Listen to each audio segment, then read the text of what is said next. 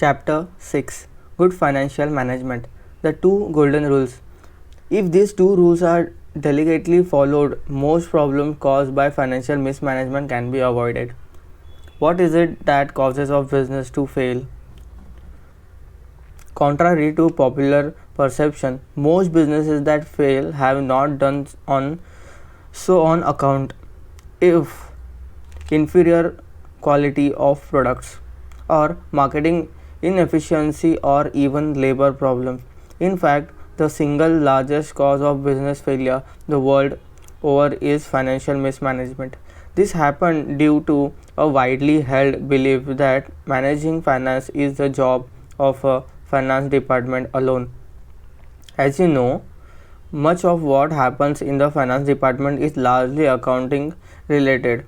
Financial management, on the other hand, is the job of every individual on the organization. I am not trying to suggest that good financial management alone can make organizations successful. Without a good production and effective marketing skills, without a committed and capable team, you are unlikely to enjoy great success. Good financial management by itself cannot lead to success, but bad financial management can single handedly spell doom for any business.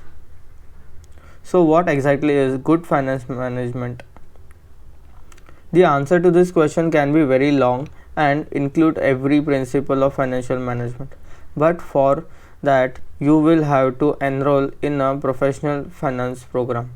Let me give you instead a short and sufficient formula in the form of two rules for what, in my opinion, comprises good financial management.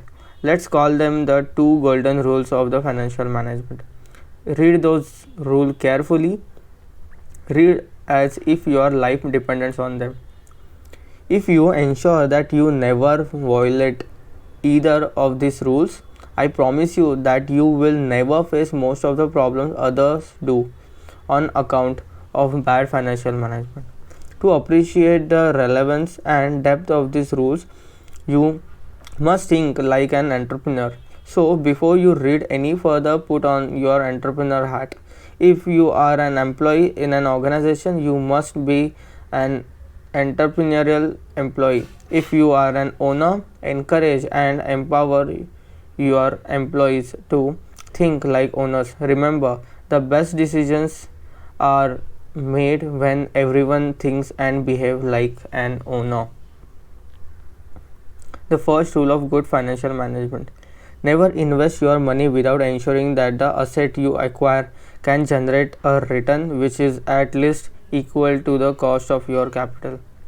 Let me explain what I mean by this. To apply and understand the two golden rules of good financial management, you will need a refer to a balance sheet. You already know that the liability side of a balance sheet represent sources of money and the asset side represent uses of money. The sources from which organizations borrow are many. What you must remember is that of all the sources, none are free.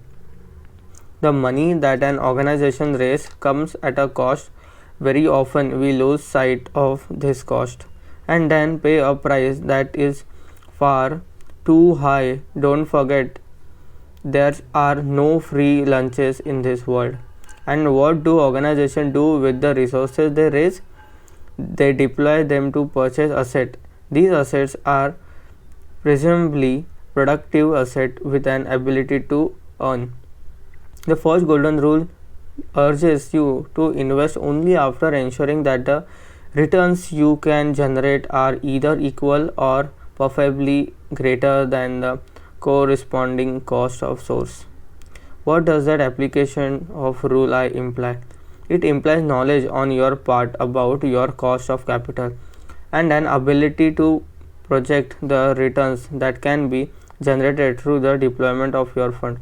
Invest only after ensuring that the projected returns are either equal to or greater than the cost.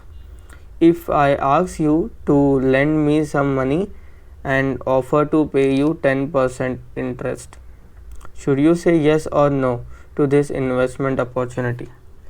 The answer depends on your cost of capital. You need to know how much the money you are contemplating lending is costing you. If it costs you less than 10%, you can say yes, but if it costs more than 10%, you must say no. Before I elaborate further on rule, let me tell you what the second rule is. The second rule of good financial management is invest your money in such a way that assets will generate an inflow of funds before the liabilities demand an outflow. You must recognize that in a business organization, all sources of funds are liabilities and not gifts. The money you have raised today will have to be repaid tomorrow. When I requested a loan from you, even if the opportunity satisfies rule number 1, that is, your money costs you less than to return I am offering, you may still refuse if you find that rules 2 is being violated. What if you have borrowed this money from a source that wants it back in the next 30 days and I can return it to you only after 60 days? This investment opportunity is now violating rules 2, as per which you must only invest after ensuring that the assets can generate an inflow before the liability demands an outflow. While these are just common sense rules, you will be surprised how many large organizations run by competent professionals are guilty of violating them. Although I don't need to tell you that you can't borrow money at 10% and then lend at 5%, I would urge you to understand that the in presentation of what the money is costing you is critical and it is subjective, and this is where you must be careful. Being aware of the cost of your capital will also make you more sensitive to the viability of every new business opportunity and every financial decision that you need to make. Similarly, being constantly aware of the need to be able to return the money when it becomes due will make you alert to putting it to the best possible use in the time given to you to use it. Business looking for long term and genuine success must never let these two principles out of their minds. In the next chapter, I will elaborate on the first rule, and in the following chapter, I will explain rule 2 in greater detail. Quote, yesterday is a cancelled check, today is cash on the line, tomorrow is a promissory note. Thank you.